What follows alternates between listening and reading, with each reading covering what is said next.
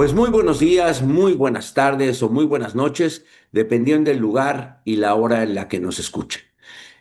Como ustedes todos saben, este podcast Titanes del Mundo del Trabajo se encuentra disponible tanto en YouTube como en Spotify, donde les pedimos que nos den seguimiento, que nos den su retroalimentación, se suscriban a nuestros respectivos canales. Pues sin más preámbulos, me gustaría mucho introducir este día a Juan Carlos Fernández, quien, como siguiendo la tradición de este podcast, se presentará personalmente y luego pues nos arrancamos porque hay muchísimo, muchísimo que platicar. Juan Carlos, un millón de gracias que nos acompañas y bueno, te pido por favor que te presentes. Gracias, Octavio, qué gusto y hola a todos. Pues a ver, mi nombre es Juan Carlos Fernández Espinosa, mexicano, diseñador gráfico. Estudié la carrera en la Ibero, comencé y terminé en dos fechas muy importantes para el diseño. Comencé en 1984 cuando nació la Mac, terminé en el 88 cuando se popularizó, digamos, Illustrator 88, que es el programa referencia de diseño. Así que bueno, quedé marcado por esos hitos. Definitivamente por esa coincidencia se pueden imaginar que no estudié diseño con computadora, era de tinta china y de desvelones, haciendo wash, etcétera. Pero aprendí el oficio que fue muy bonito. Sí me tocó, que fue donde coincidimos Octavio y yo en CIMAT, ya comenzar profesionalmente con la computadora en proyectos súper interesantes. Mexicana de Aviación, pintar las colas de los aviones con unos patrones mexicanos. Fue el primer proyecto que hicimos con la primera computadora en Design Center. De ahí, bueno, me especialicé, hice una maestría en identidad corporativa en Los Ángeles, una escuela que se llama Art Center. De allí me contrataron en Nueva York empresas de identidad corporativa. Siempre mi pasión fue más hacia las marcas corporativas, institucionales.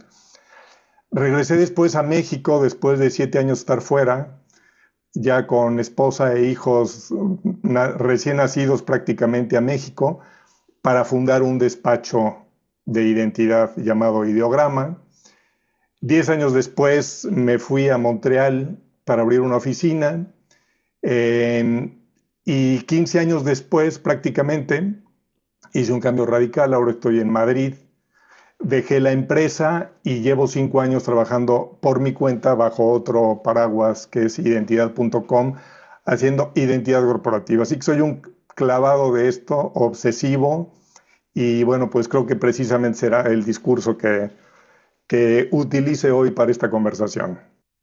Buenísimo, me encanta una trayectoria impresionante, pues muy ligada a lo que hablamos en este podcast, fundamentalmente de ser titanes del mundo del trabajo y cómo pues uno se tiene que buscar su trabajo a veces, porque las condiciones del mercado, porque las condiciones personales, las decisiones de vida hacen que uno tome decisiones distintas y eso es muy importante cuando tenemos esos llamados, que hay gente que los toma y hay gente que no los toma y luego pues yo creo que mucha gente vive arrepentida el resto de su vida diciendo, híjole, pude haber hecho tal o cual y no lo hice. Pero bueno, y habrá gente que diga, yo soy muy feliz con las decisiones que tomé, a pesar de que se me presentaron muchas oportunidades.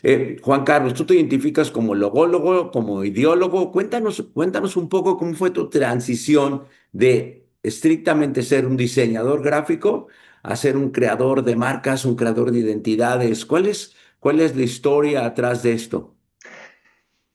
Saliendo de la carrera y cuando comencé en Design Center, básicamente había tres mundos en la profesión del diseño y lo simplificábamos de una manera bastante compartamentalizada. Uno era hacer logos, otro era hacer empaques y otro era diseño editorial. Punto. El universo se regía en estas tres clasificaciones. Y bueno, cada una implicaba obviamente una especialización. Diseño de empaques era más mercadotecnia, más saber cómo la gente responde en el supermercado a un producto y cómo salta del anaquel. Diseño editorial tenía que ver más con impresión y saber la tipografía, legibilidad, qué sé yo, cómo llevar a lo largo de una revista, un libro, cierta secuencialidad. Y los logos era pues básicamente tratar de capturar una idea, un nombre, tipografía, colores, en fin, y cristalizar todo en un símbolo, en una marca. No existía todavía el diseño digital, como mencionaba, aunque después fue apareciendo en escena, pero a mí lo que más me apasionó desde el principio fue el tema de los logos, la idea de poder sintetizar un sistema de símbolos, de significados, en algo que tiene que abrir de nuevo ese sistema y abrir conversaciones. Y luego descubrí que tanto diseño editorial como empaques como diseño digital no es que fueran ajenos al diseño de marcas, al contrario, todo el criterio de una marca abraza cualquiera de las otras disciplinas, porque tú no puedes hacer un libro o una revista o un boletín o un informe anual si no tienes el entendimiento puro de quién está expresando ese mensaje. Y lo mismo un empaque. Una cosa es pues, hacer un empaque bonito para el anaquel o para la mesa en la cena de la casa, pero quién emite ese mensaje, quién ofrece ese producto. Y de ahí descubrí que la identidad en realidad tocaba puntos mucho más profundos que simplemente el diseño de un símbolo que atrajera o que explicara o que inspirara visualmente. Buenísimo. Ahora, en ese proceso, pues ha habido una gran transformación en el mundo. Hoy hay muchísimos más recursos disponibles. Y tú también, por tu maestría y luego, pues, por el tipo de clientes que has tenido, oportunidades que has tenido también de viajar o de vivir en distintos lugares. ¿Cómo te ha influenciado esto en tu trabajo y cómo has visto la transformación de tu trabajo como producto, pues, de la incorporación de la tecnología y de nuevas opciones? La saturación del Internet definitivamente fue un catalizador de la necesidad de entender con mayor profundidad un concepto de identidad.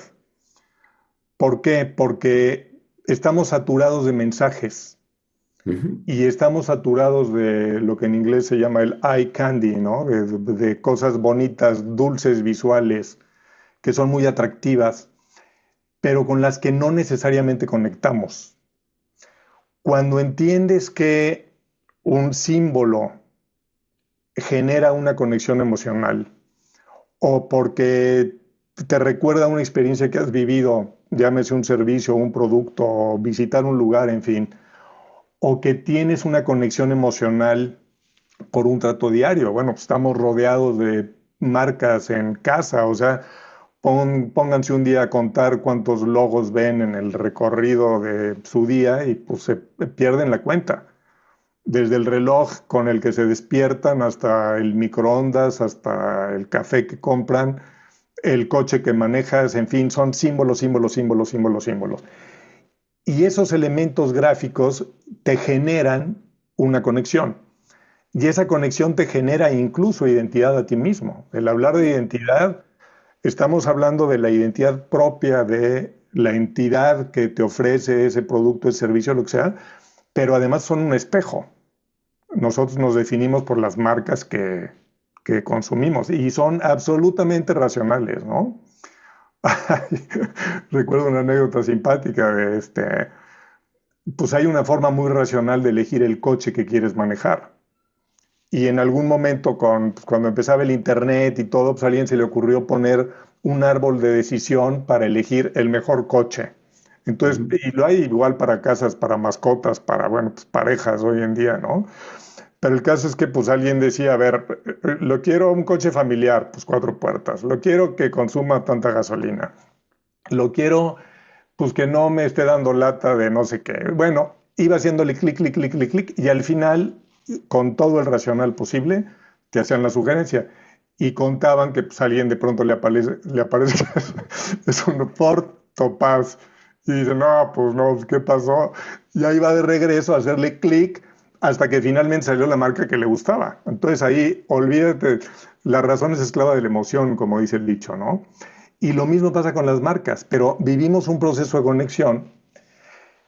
Y volviendo a tu pregunta, yo viví muchos años en lugares en donde pues, el idioma no era mi lengua materna, ¿no? Era inglés, era francés, lo que sea. Con el francés de Quebec me daba risa, ¿no? Cuando la gente me preguntaba, ¿hablas francés? Yo decía, pues lo hablo, pero no lo entiendo, porque es un francés muy complicado. Y cuando hablaba con clientes, resaltaba yo un punto que honestamente siento muy real, aunque suena a broma. Decía, es que para mí es más fácil comunicarme visualmente que verbalmente. Por lo tanto, cualquier esfuerzo que haga yo de comunicación se va a dar mejor con el lenguaje universal de los símbolos. Y los símbolos obviamente tienen sus conceptos locales, pero pues finalmente esa comunicación es universal. Lo visual, somos homo videns, como dice Sartori, Sí, y claro. es una forma de generar una lengua franca maravillosa, ¿no? Sí, ahorita me quedé pensando cuántas símbolos pueden significar, inclusive el lenguaje corporal, que puede significar en un lugar una cosa y en otro lugar otra cosa, ¿no? Y no un logotipo, pero un grafismo o algo, pues lo puede parecer igual, ¿no? Estoy pensando, obviamente, se me vino a la cabeza por muchas razones, pues un poco la suástica utilizada por los nazis, pero que en realidad es un grafismo indio Sagrado. o del hinduismo sagrado que tiene mucho más años, pues lo tenemos muy identificado con estas cosas de la Segunda Guerra Mundial, pero en realidad es mucho más poderoso y es mucho más bonito el simbolismo original y lo que pasa es que cuando aparece todo el mundo se pone como loco, pero pues, a ver, es otra vez, ¿en dónde está, cómo está puesto? Lo que nos está explicando ahora tú, ¿no? ¿Cuál es la narrativa atrás de esto, no? Claro, y el contexto es muy importante. Tú ves Claro, dos palitos así cruzados, uno vertical y uno horizontal. Ese mismo símbolo encima de un edificio, pues lo hace una iglesia. sí. En una carretera, pues es un cruce de caminos. Mm. En un edificio donde entran ambulancias, pues es un hospital. Dos palitos, maestro, ¿no? Y si lo ves, obviamente, en un contexto aritmético, pues ya sabes qué tienes que hacer con los números, ¿no? Claro, sí. Entonces, bueno, Y es pensaba, fascinante. y ese palito en la orilla de una carretera, quiere decir que alguien se murió ahí, ¿no? Además, las animitas, exactamente, tal cual. Entonces, bueno, qué padre, qué bien. Cuéntame, ¿cómo ves? ¿Cómo ha sido esta transformación, decías ahora, bueno, de toda la parte digital, todo lo que es internet? Y ahora pues estamos hablando de todo lo que tiene que ver con inteligencia artificial, que yo digo que estamos viendo la punta de la punta de la punta del iceberg. Ujú, Pero bueno, ¿cómo va a afectar el trabajo? ¿Cómo va a beneficiar el trabajo de los diseñadores, de la gente que hace storytelling, de la gente que hace como tú, que hace narrativas para convertir no un logotipo, porque no es solo un logotipo, es toda una idea atrás de ese logotipo que transmite muchas cosas? ujú. Cómo va a ti y en general cómo crees que lo va a hacer a la gente que se dedica a trabajos parecidos a lo tuyo? ¿Cómo les va a perjudicar? ¿Cómo les va a beneficiar? ¿Cómo van a convivir ustedes, por lo menos con lo que hoy sabemos? Bien, bien, bien. Mira, yo soy un tecnófilo, pero así aguerrido. Y desde que salió la inteligencia artificial, yo ya estaba jugueteando ahí y descubriendo y buscando, en fin. Al principio fui de esta ola apanicada de decir, esto nos va a quitar la chamba. A todos, o sea, hay profesiones que pueden estar más nerviosas que otras, obviamente, ¿no? Pero yo decía, oye, qué impresionante que pues ahora le pides con un prompt una imagen y te la da. Y luego pasé a ser de los que sostienen que no, pues la chamba no la va a perder el diseñador, la van a perder los diseñadores que no sepan utilizar la inteligencia artificial. Y la inteligencia artificial no le va a quitar la chamba a nadie, más bien va a potenciar como un exoesqueleto a quienes sepan usarla, ¿no? ¿Mm? Y yo la utilizo todo el tiempo, y en efecto me ha potenciado de una manera increíble. Ahora, sé qué pedirle y sé con qué plataforma interactuar dependiendo de la etapa del proyecto. Hay un meme que circula ahí entre diseñadores que nos da risa y tranquilidad, pues que tiene que ver con los prompts. Y lo que decimos y nos reímos entre nosotros mismos es, no, pues si los clientes son los que tienen que dar el prompt al ChatGPT para llegar al diseño, podemos estar tranquilos, porque a veces ni siquiera pueden explicar lo que quieren a nosotros mismos. Ahora mira, déjame ahondar en este tema porque creo que toca este punto y responde tu pregunta al mismo tiempo. Yo soy un enemigo del brief. Hay muchos diseñadores que van con la bandera del brief y el cliente me tiene que dar un brief y lo que yo entrego tiene que ser una respuesta fiel al brief. Y si algo salió mal, fue culpa del brief. Bueno, pedirle al cliente el brief es lo mismo que pedirle el prompt. Claro, Es claro. exactamente lo mismo, ¿sí? Y no creo que el cliente deba saber el brief antes de comenzar un proyecto, porque para mí un proyecto de identidad es un proyecto de exploración. Ujú. Si tú como cliente me das tu brief, ya no me necesitas, ¿no? Necesitas un traductor que sí, en efecto, te convierta en una marca gráfica, lo que quieres. Pero la identidad corporativa, institucional, organizacional como tal, que es lo que tiene más relevancia para tu público, es un ejercicio de definición, de revelación, de intriga, de arqueología, en donde nos metemos a entender qué te hace único como empresa, cuáles son los orígenes, qué hizo que el fundador de la organización, que pues siempre hay un Big Bang, ¿no? Sí. Me despertara un día a decir, ay, maestro, voy a vender miel, o voy a vender pañales, o voy a hacer hoteles. ¿Cuál fue ese motor?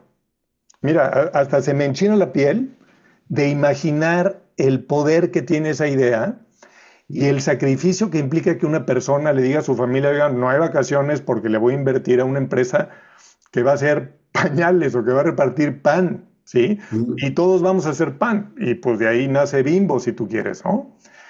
Bueno, llegar a eso y tratar de expresarlo después, no solamente a través de una marca, que eso es algo hiperposterior, esa es la cereza en el pastel, pero necesitas esa historia que contar que sea, por un lado, verdad, que sea relevante para tu público, fundamental que sea relevante, porque si no, pues no hay mercado para ello, y al mismo tiempo que te construya un imán, un magnetismo para que la gente quiera trabajar contigo. Si no es para vender pan, es para quitar el hambre o es para generar empleos en el país o es para rescatar a las ballenas. Tú ya sabrás qué trasfondo le das, repito, siempre basado en la verdad. Eso no te lo va a hacer el ChatGPT. El ChatGPT te puede dar mucha información que puede ser muy relevante, pero esa conexión emocional, todavía estamos años y espero que no llegar a ese punto porque sí creo en la capacidad humana de detectar todavía una pupila que brilla en el ojo de alguien que te cuenta algo y que te genera esa conexión, más allá que la sorpresa y la alegría que nos da lo que nos arroja de pronto la inteligencia artificial, que es buenísimo, pero le falta aura todavía, ¿no? Qué padre, qué bien que lo cuentas, porque yo también creo que la gente se asusta demasiado con el ChatGPT, con la inteligencia artificial y todas estas herramientas. Y ahora que te escuchaba, yo pensaba, pues para mi negocio, para ser speaker profesional, para ser consultor, pues hacemos exactamente lo que tú haces. Yo digo que cuando escucha solo el brief del cliente, cuidado, porque a veces el propio cliente, y no estoy menospreciando al cliente, mucho menos, a veces no, lo que te dice no es realidad su problema, no es en realidad su problema. Él o ella cree que ese es su problema, pero en realidad ese no es su problema y nuestro trabajo es identificar realmente cuál es el problema y ayudarle a resolver ese problema y darle herramientas para que suceda. Y en el caso pues en lo que tú haces o de la profesión en la que tú estás, pues eso es fundamental. Juan Carlos, tú has trabajado mucho el tema de la identidad. Cuéntame qué quiere decir esto, porque a lo mejor pues, ya hablamos del logotipo, estamos hablando un poco de narrativas, de storytelling, y ahorita profundizamos en ello, pero cuéntame qué es esto de la identidad. Y creaste una empresa, Ideograma, y bueno, todo esto viene de este concepto. ¿Qué es realmente la identidad? Fíjate que, bueno, tuve la fortuna mientras trabajaba en Nueva York de estar en una empresa que fue precursora del mundo de los sitios web. Hacíamos identidad, pero de ahí por extensión los clientes pedían la página, en fin, y nos metimos a eso. Y muy oportunamente descubrí que, pues, que podíamos comprar un dominio web. Y desde entonces, estoy hablando de casi 30 años, registré identidad.com, que es mi dominio ahora de la empresa. Y mi empresa se llama identidad.com y jugamos con el com, con muchos verbos que tienen que ver con compartir, que tienen que ver con comentar, con comprender, con comunicar. Entonces, bueno, si entran al sitio van a ver que hay un juego ahí, de que el com, en el Instagram también hablaré de eso, pero el com se convierte no en company, porque además es pues, más organizacional, más genérico, pero siempre es en verbos activos que tiene que ver con comprender, con comunicar, en fin. Ahora, identidad es un concepto muy amplio. Identidad obviamente se aplica a psicología, a antropología, a sociología, a millones de cosas. Y ha sido un término que ha de alguna manera florecido en el mundo de las comunicaciones y de la empresa. Mm. Muchas veces se usaba, cada vez menos, pero como sinónimo imagen e identidad. Y son dos cosas completamente distintas. Están correlacionadas, pero son muy distintas. La identidad es lo que eres tú, lo que te hace idéntico a ti mismo, etimológicamente, ¿no? Y es lo que nadie te puede copiar. Y es lo que no, vamos, físicamente dos cuerpos no pueden estar en el mismo espacio al mismo tiempo. Ya, nada más por eso tu identidad depende del lugar en el que estás y molecularmente el espacio que ocupas. Pero si además le metes tu genética, tu historia genealógica, tu visión del mundo, tu profesión, tus amistades, todo, es imposible que se reproduzca otro Octavio Aguilar como tú. Aunque tengas un doppelganger, un gemelo, o sea, no es lo mismo. Ujú. La imagen es lo que la gente percibe de ti, que ahí sí hay una multiplicidad de imágenes. Si yo entro a un lugar con 100 personas, voy a tener una identidad y voy a tener 101 imágenes, incluida la mía, mi autoimagen, ¿sí? Y uno me verá y dirá, pues se parece a mi vecino, y otro me verá y dirá, pues me cae mal, y otro me verá y dirá, oye, pues se ve buena onda, y cada uno va a reflejar también su realidad. Bueno, hacer un programa de identidad corporativa significa entender esa esencia, tratar de expresarla de la manera más cohesiva para que todas las imágenes que se generen alrededor de ella sean lo más cohesivas posibles, cohesivas posible con esa identidad. Entonces lo que hacemos es más un trabajo de alineación y de congruencia. Por eso hay que partir de la verdad, por eso no hay que mentir, por eso no hay que exagerar y por eso hay que buscar cosas que sean relevantes también a largo plazo. Claro. Generar una identidad con una fecha de caducidad corta te implica un esfuerzo muy grande porque después tienes que decir, éramos esto, ya no lo somos, ahora somos esto. Entonces hay que encontrar ese core y expresarlo, ¿no? Y lograr que esa imagen que todos se generan, diga que la gente, ah, pues sí es. Yo soy muy distinto si estoy con mi abuelita, si estoy con mis cuates de la prepa, ¿sí? Ujú, ujú. Mi Claro, claro, abuelita me somos manda diferentes. completamente, o sea, Y se todas, vale, y se vale hacer eso. Bueno, y por eso un poco en términos históricos, las compañías cambian su logo, pero que en realidad lo que están cambiando es su identidad porque se están transformando, ¿no? Y se vale. claro, o idealmente su identidad no la cambian, sino que expresan algo de su identidad que tiene más relevancia con el momento, en fin. O sea, hay una parte ahí que en teoría no debería cambiar, pero bueno, pues obviamente somos más ríos que acueductos, ¿no? Súper. A ver, aprovechando, Juan Carlos, que hacías referencia a tu sitio, cuéntanos dónde te podemos encontrar. Mira, estoy ahorita en septiembre de 2025, para quien escuche esto en el futuro, exactamente en proceso de cambiar nuestro sitio web. Estamos a un par de semanas, 3 semanas de cambiarlo. Si visitan identidad.com y les aparece un mundito en un entorno oscuro, están viendo la página anterior y vuelvan pronto.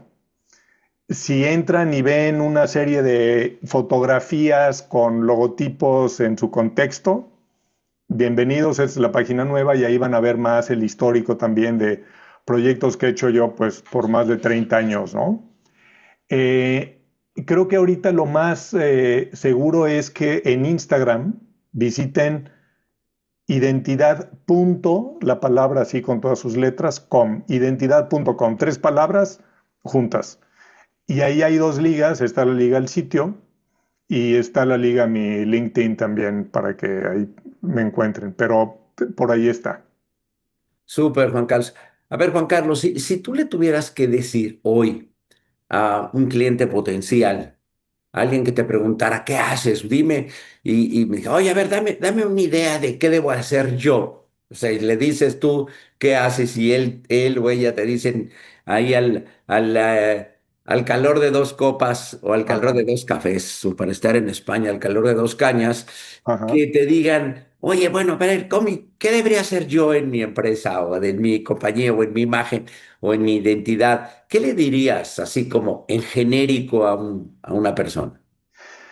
A ver, yo diría, comienza buscando muy dentro de ti qué es lo que genera ese motor, esa chispa, esa luz que hace que tú como persona o tú como empresa o tú como organización o como tribu, finalmente la identidad aplica a todo, a partidos políticos o equipos de fútbol, ¿no? ¿Cuál es esa esencia? Detéctala, ¿sí? Ujú. Luego, suponiendo que estás dispuesto al cambio o al cuestionamiento de todo, pregúntate si eso se expresa correctamente a través de tu nombre, Ok.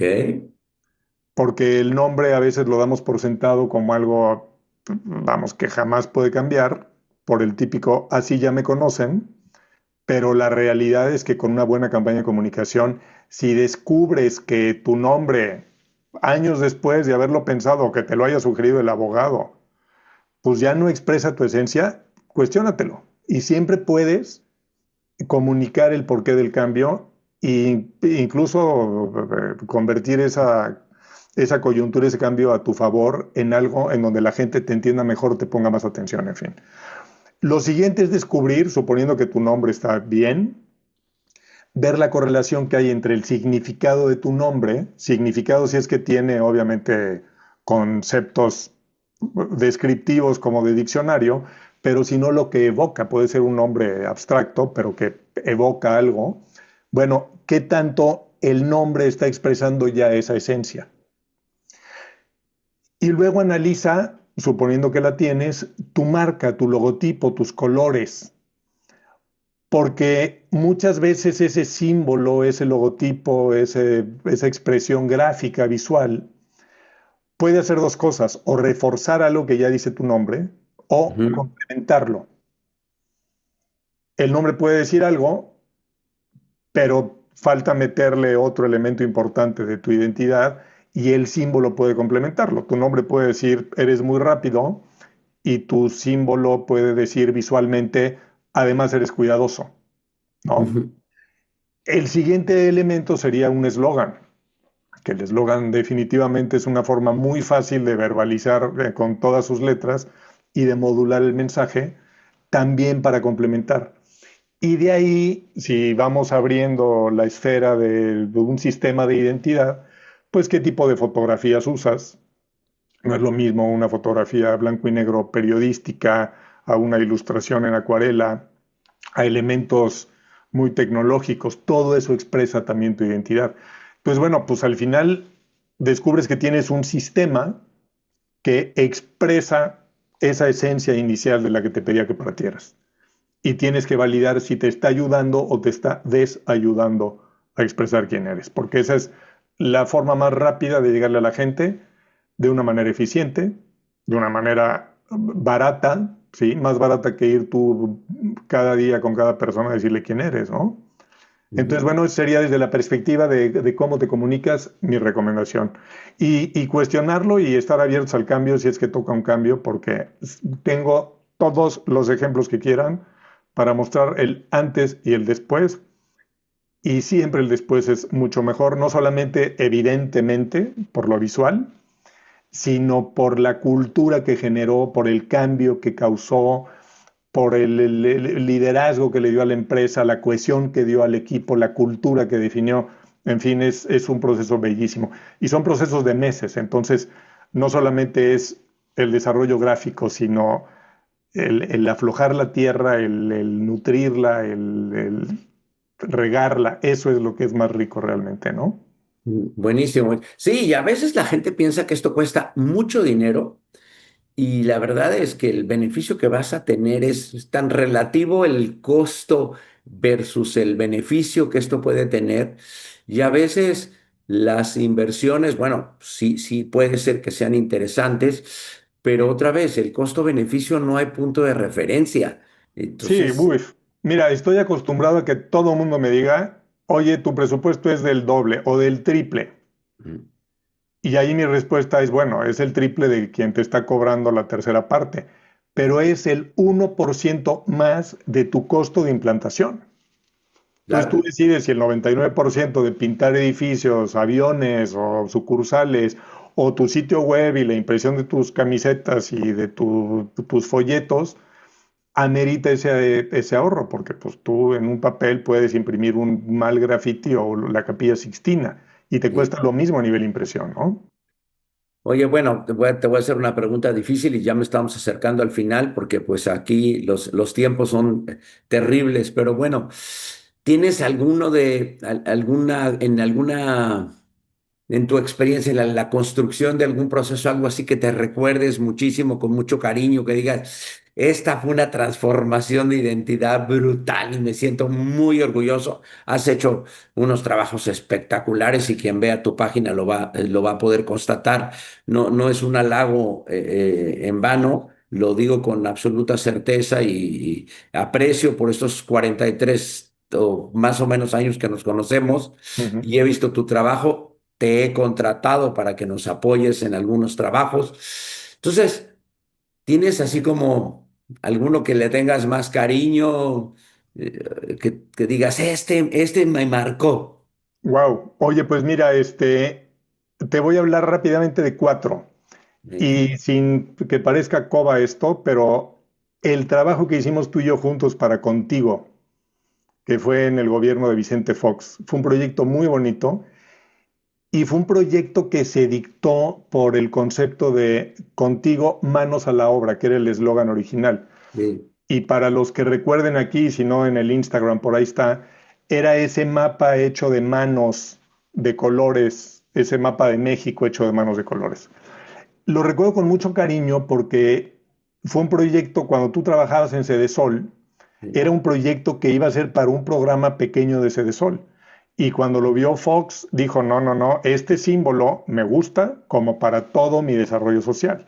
Entonces, a ese le tengo mucho cariño porque el proceso, y además que fuera el presidente del país, que dijera, no, esto lo hago más grande, fue una satisfacción impresionante como diseñador, porque siempre hay que pensar una marca con el máximo potencial, y esa fue la apoteosis de lo que podía ser ese símbolo, ¿no? También con gobierno, definitivamente, pues un proyecto que me marcó y que me fascina fue el del Bicentenario de México, que tuve la oportunidad, bueno, una invitación que hicieron algunos diseñadores de ganar el concurso, por encontrar el no simbolismo precisamente. He hablado todo este rato de encontrar la esencia y todo esto. Pues de pronto hay la necesidad de generar un emblema para representar al México de 1810, al México de 1910, al México de 2010 y al México del futuro. Ujú. ¿Cómo representas a un México tan diverso, tan lleno de simbolismos antagonistas además? Porque pues, revolución e independencia representan obviamente un choque de visiones. Y pues el acierto fue descubrir que en un 200 de los 200 años de independencia y en un 100 de revolución, estaba ya juntando los ceros el 2010. Fue una coincidencia que fue, wow. Y ese gustó y ganó el concurso precisamente porque era un continente sin contenido simbólico. Ujú. Cualquiera podía volcar en esos números el México que quisiera. Y estaba blindado contra cualquier crítica y por suerte salió y todo el mundo lo amó porque fue de todos.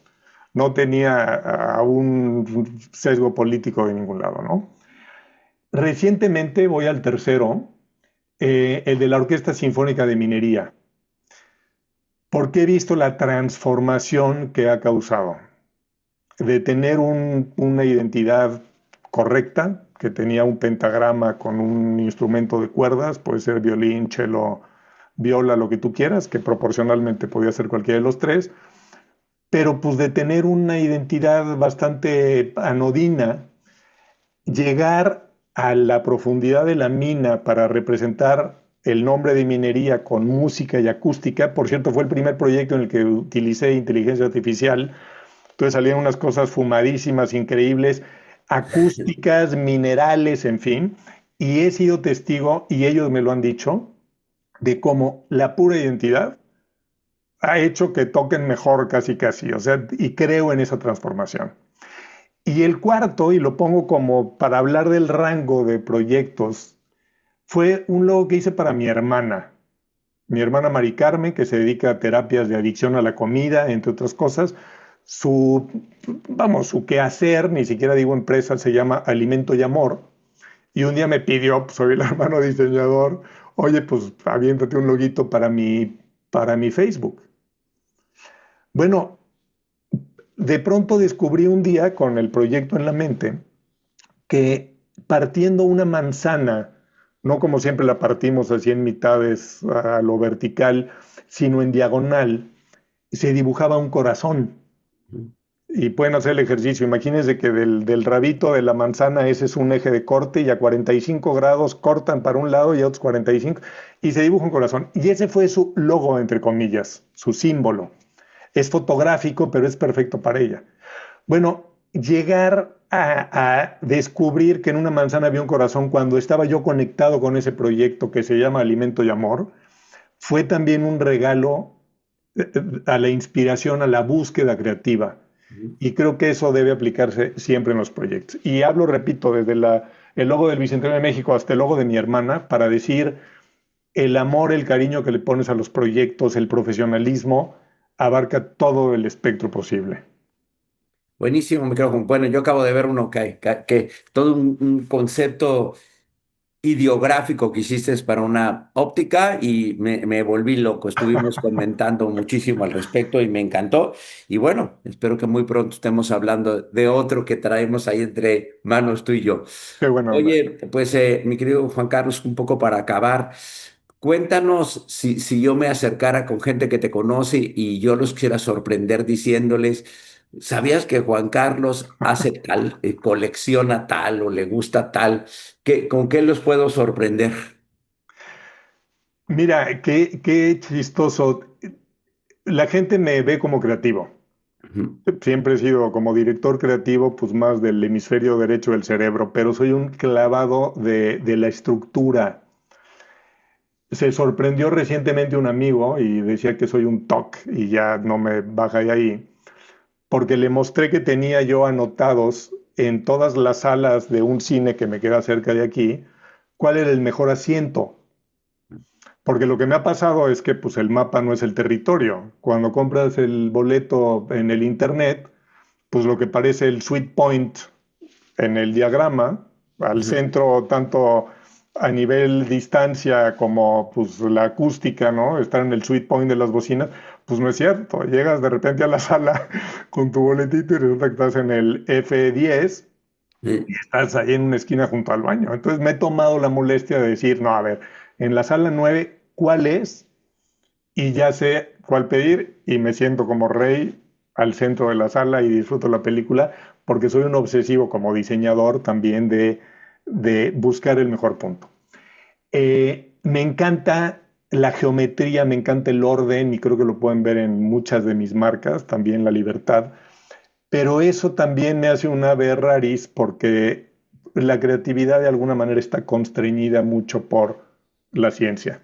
Me encanta entender las cosas, soy un obsesivo de la etimología, del preguntar de dónde, y el ChatGPT o el Perplexity, pues son ahorita ese pajar lleno de agujas que me regala siempre el entendimiento. y los proyectos, precisamente cuando trabajo en ellos, se basan en la búsqueda de ese entendimiento y creo que pues, es parte de lo que asegura el éxito y la felicidad de todo el mundo llegar a hallazgos que tienen un sustento, ¿no?